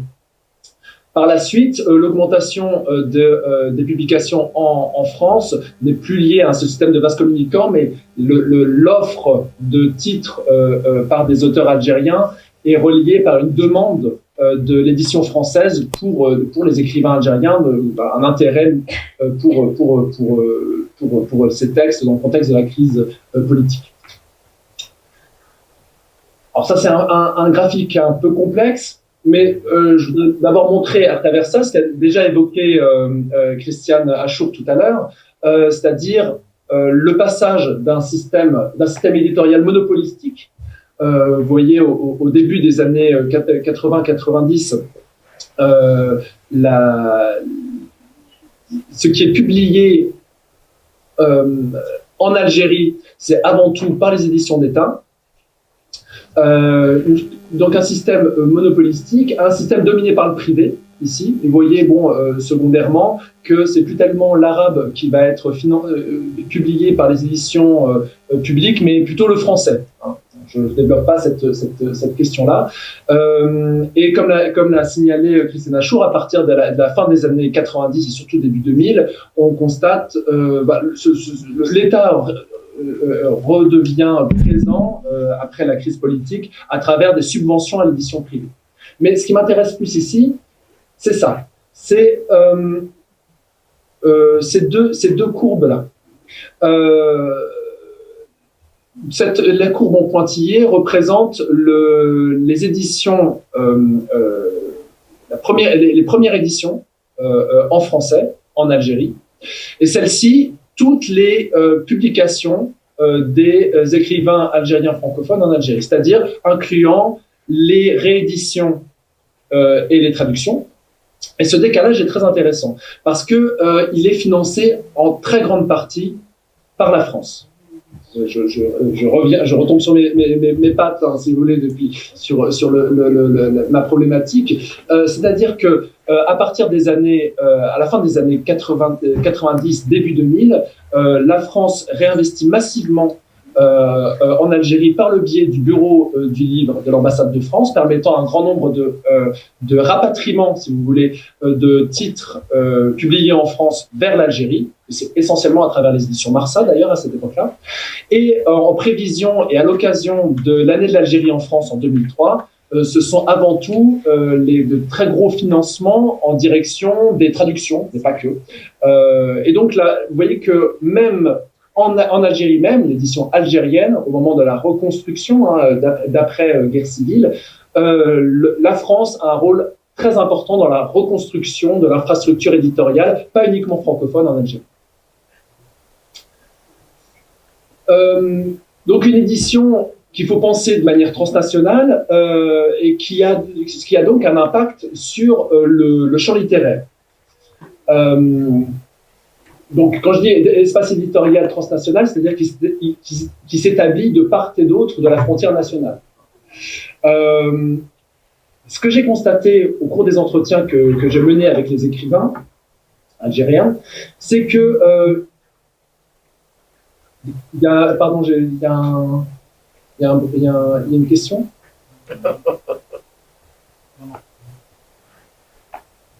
Vous m'entendez? Oui, oui. Ah d'accord, pardon, j'entendais un peu. Non, tout va bien, Tristan, vraiment, tout va bien. Comme je vois rien, J'avais des questions d'intendance à régler, c'est tout. Tout va bien. Donc, dans les entretiens, se dessine un espace des écrivains algériens par le fait qu'ils citent spontanément les autres écrivains autour d'eux. Je vais essayer de m'exprimer un petit peu mieux. C'est-à-dire que on peut dessiner le champ littéraire algérien aussi à travers les citations spontanées que les écrivains font de leurs pairs, de leurs concurrents.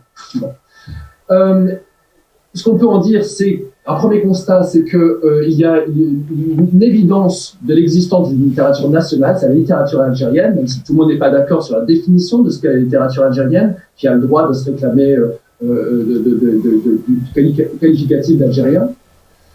Deuxième constat, c'est que les écrivains se citent par-delà les frontières linguistiques et géographiques. Mais tout le monde ne cite pas tout le monde de la même manière de ce point de vue. Et donc, se dessine un espace hiérarchisé, avec un hypercentre parisien. Vous voyez, un jeune écrivain publiant à Paris dans une grande maison d'édition parisienne qui me disait, voilà, il y a un paysage littéraire parisien, qui se disent algérien, mais qui est quand même parisien. Ça rappelle ce que disait Boubacar Boris Diop tout à l'heure sur la littérature négro-parisienne. Eux, ils ne citent que des écrivains algériens. Bon, ils peuvent citer des écrivains américains, peu importe, mais pour les Algériens, ils ne citent que des écrivains algériens publiant à Paris. Ceux qui publient à l'international, aussi donc dans le monde arabe, vont se citer entre eux et citer les écrivains évidemment parisiens, mais ils ne vont pas être cités par eux. Voilà un exemple.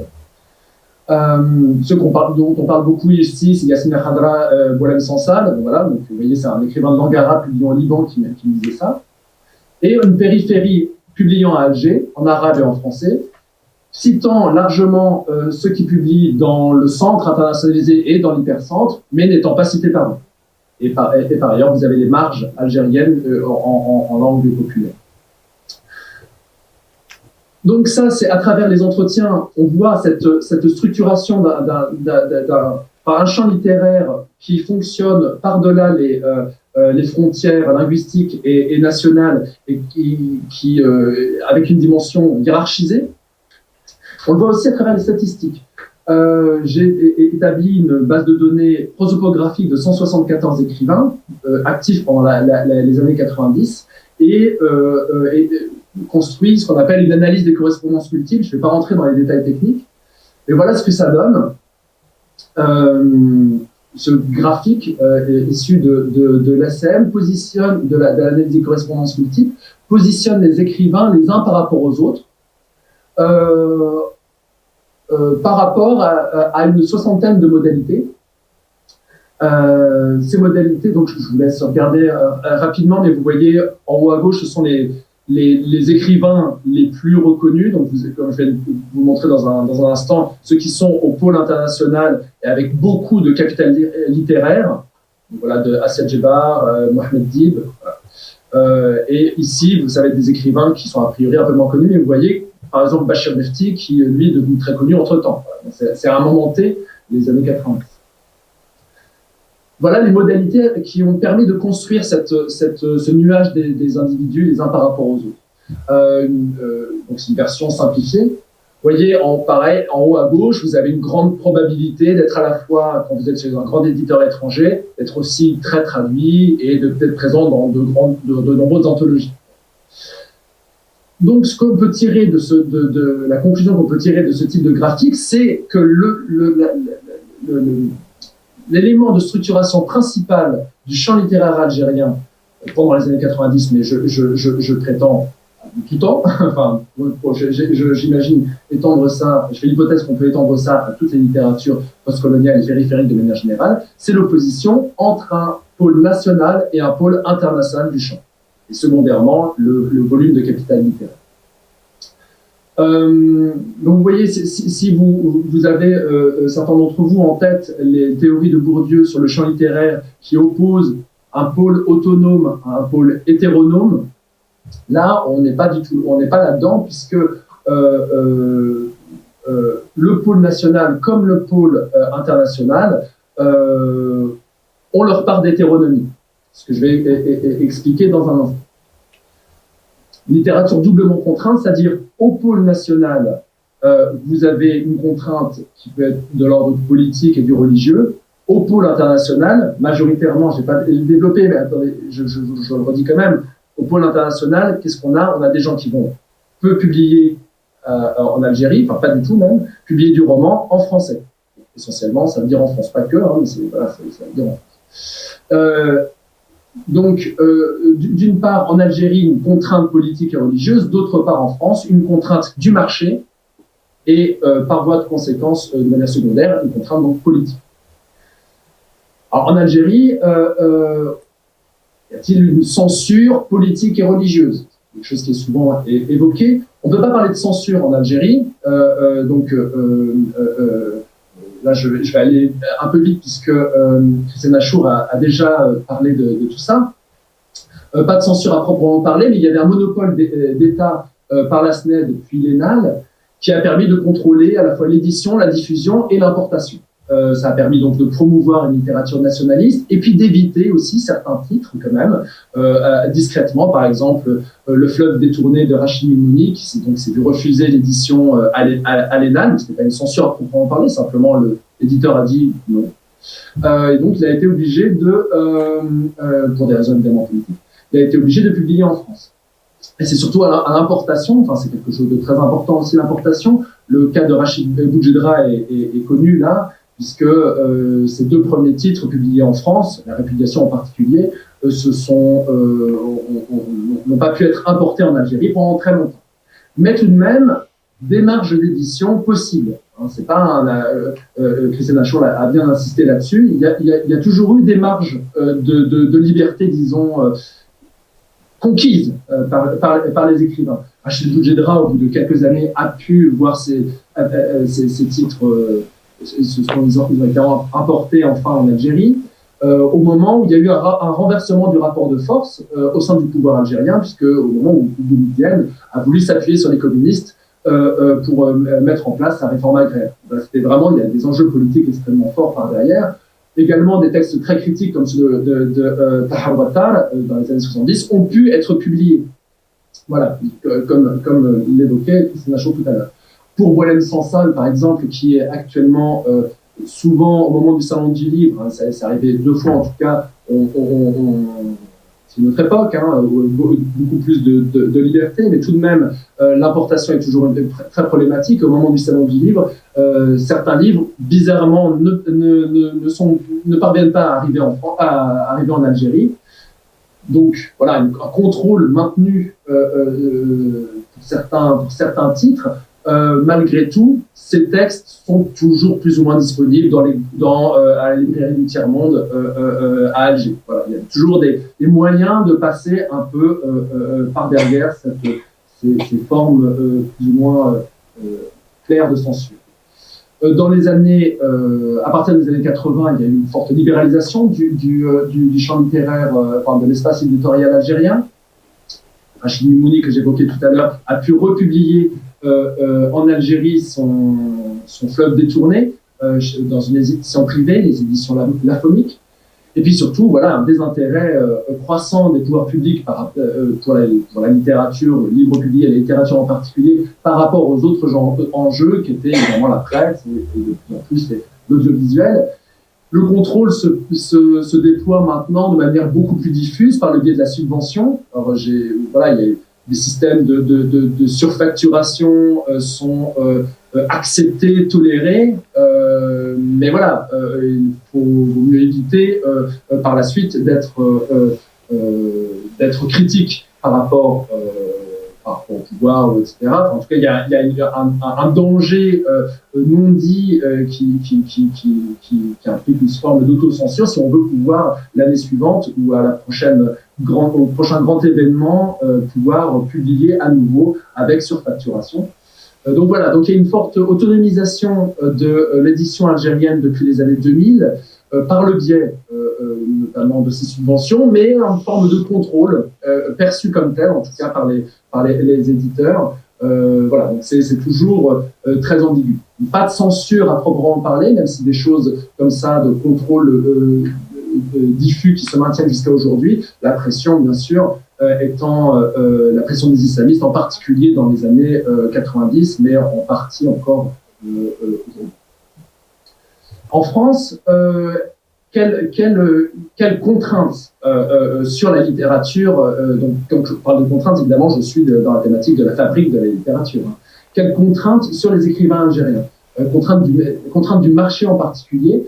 Donc les deux critiques souvent formulées à l'égard des écrivains publiant, de la littérature publiée en France, c'est que les écrivains seraient opportunistes et que les éditeurs français seraient ethnocentristes. Alors, dans quelle mesure c'est vrai ? Alors, il y a cette critique donc, selon laquelle le marché français impliquerait une perte d'authenticité de la littérature publiée en France, en particulier portée par donc, des écrivains et des intellectuels qui, eux, sont en Algérie, comme Kamel Daoud dans les années 90, donc il n'était pas encore publié à l'international, il n'avait d'ailleurs pas publié. Voilà ce qu'il disait. La littérature algérienne publiée en France est une véritable mise en scène perpétuelle de soi-même et de son propre drame, simplifiée et vulgarisée pour la consommation de l'autre. Il ne peut y avoir de culture algérienne en exil en vérité. Donc cette critique-là, c'est vraiment la critique portée par le pôle national du champ littéraire à l'égard du pôle international de celui-ci. Contre cela, dans les années 90, les écrivains publiant en France vont développer la thématique et l'éthos du témoin et du témoignage. Faut rappeler donc un quart des écrivains algériens pendant les années 90 s'exilent, ce qui fait que vous avez un tiers de l'ensemble des écrivains algériens qui est en France dans les années 90 et 2/3 de toutes leurs publications. C'est énorme. Voilà. Donc c'est paradoxal. Au moment de l'exil se développe cette éthos de témoin. C'est une manière d'affirmer une présence maintenue en Algérie malgré l'exil. La présence aussi le maintien d'un engagement contre les islamistes malgré l'exil. Donc ça, c'est quelque chose de vraiment très important pour les écrivains au milieu des années 90. Et cette question du témoignage est tout à fait en phase avec une demande du marché français, à la fois sur le plan politique et sur le plan éditorial. Sur le plan politique, il y a une très forte valorisation en France des écrivains anti-islamistes radicaux, voire une héroïsation, comme vous voyez sur cet article du Noël Delops, une héroïsation de ces écrivains. Ici, Rachid Bouguidra et Rachid Mimi. Et aussi, donc là, on revient à Maïsabeh, un intérêt médiatique, un intérêt des éditions, des maisons d'édition françaises pour ce qui est pour l'actualité médiatique de la crise algérienne, plus que pour la littérature. Alors, vous voyez, donc le sous-titre prend son sens, de l'éthos assumé du témoin à l'étiquette infamante. C'est exactement ce qui est arrivé à Maïsabeh, qui dans les années 90 pouvait assumer cette volonté de témoigner, et par la suite se rend compte à quel point, en fait, elle a été la dimension littéraire de son œuvre a été évacuée à un certain moment parce qu'on ne la considérait plus que comme un témoin. Donc c'est cet aspect très compliqué à articuler, engagement politique et reconnaissance littéraire. À la fin des années 90 et au début des années 2000, la question du témoignage est devenue vraiment une étiquette infamante. Littérature de témoignage, c'est l'étiquette qui est utilisée jusqu'à aujourd'hui d'ailleurs pour qualifier rétrospectivement l'ensemble des publications parues en France pendant les années 90. Et par qui? Alors, par qui cette étiquette a-t-elle été développée et par qui elle est utilisée? Essentiellement par le pôle national du champ littéraire, par des écrivains et des éditeurs travaillant en Algérie,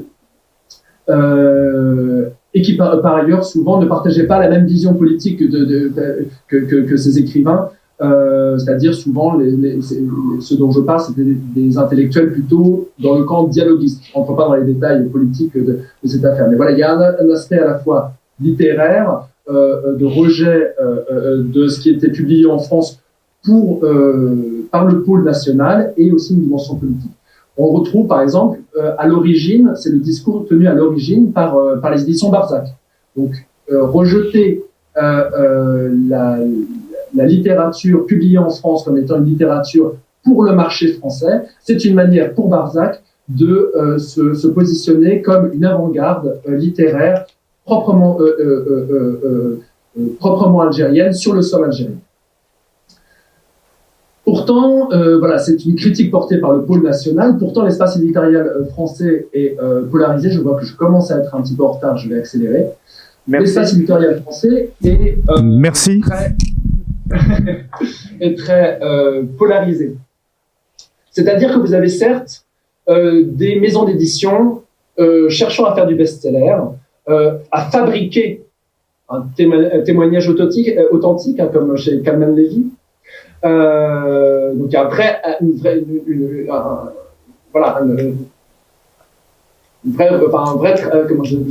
je perds mes mots, mais voilà, un travail fait par les éditeurs pour que la littérature soit en phase avec une demande du marché français. Mais à l'extrême opposé, vous avez la maison d'édition dont on a parlé tout à l'heure, la revue Algérie Littérature Action, lieu autonome loin des pressions économiques et idéologiques. Et où j'ai étudié les archives de cette revue, on peut le dire que c'est vrai, qu'elle est parvenue à être autonome des pressions économiques et idéologiques.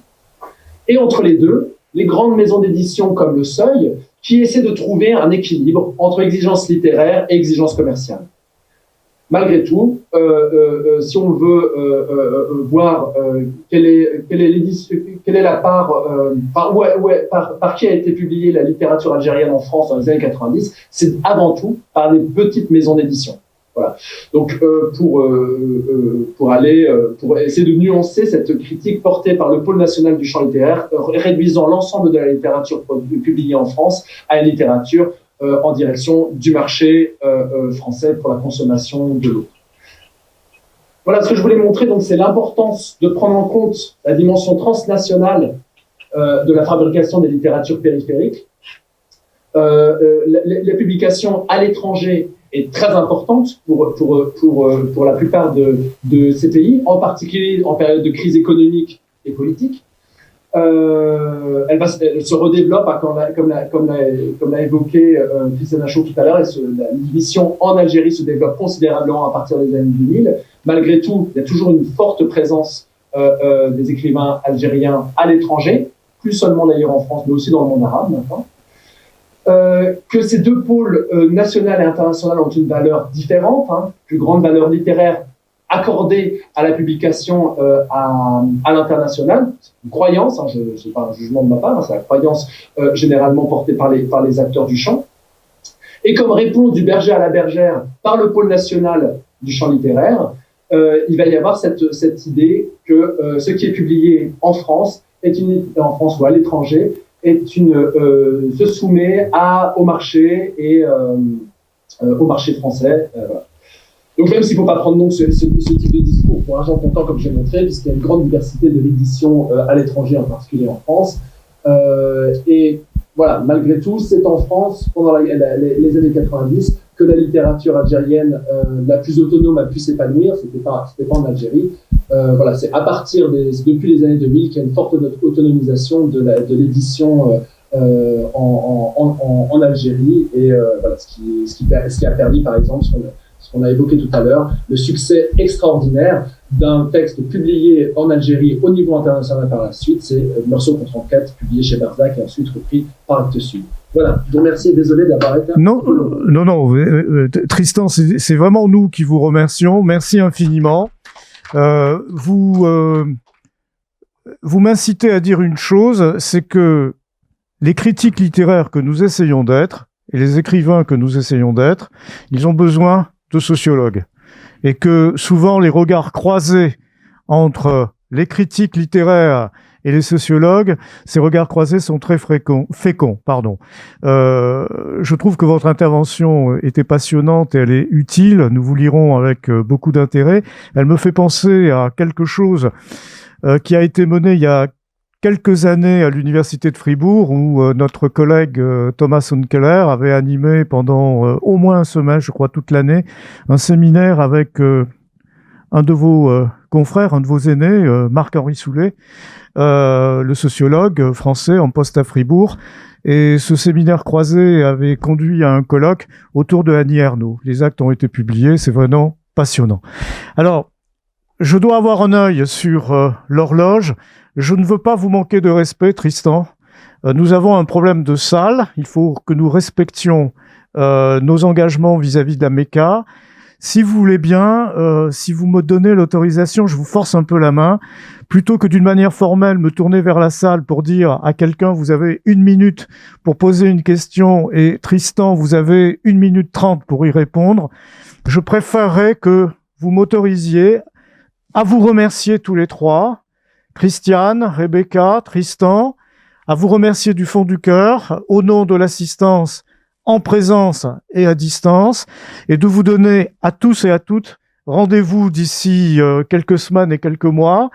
Vous, aux alentours du 15 septembre, je vais vous écrire pour que vous puissiez rendre vos communications dans la version définitive, et nous tous et nous toutes, vers le 15 février, 15 mars, pour avoir les actes de ce colloque. Merci infiniment de votre générosité, de votre compréhension, et nous allons essayer de nous porter bien, toutes et tous. Merci beaucoup.